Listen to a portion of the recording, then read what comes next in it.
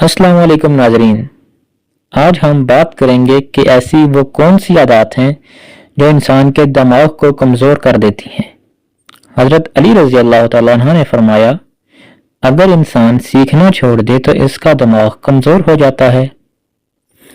अगर इंसान कोई काम ना करे और बस एक ही जगह पर बैठा रहे तो इससे भी उसका दिमाग कमज़ोर होना शुरू हो जाता है।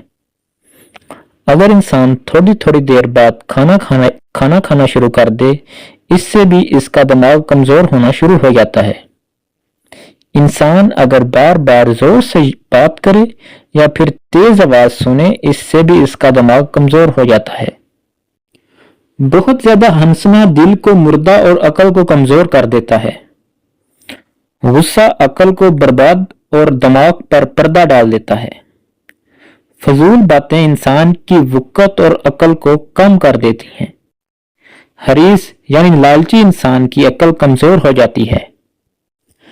अल्लाह ताला हम सबको अपने हिफ्ज़ ईमान में रखे और ईमान की बेहतरीन हालत में रखे।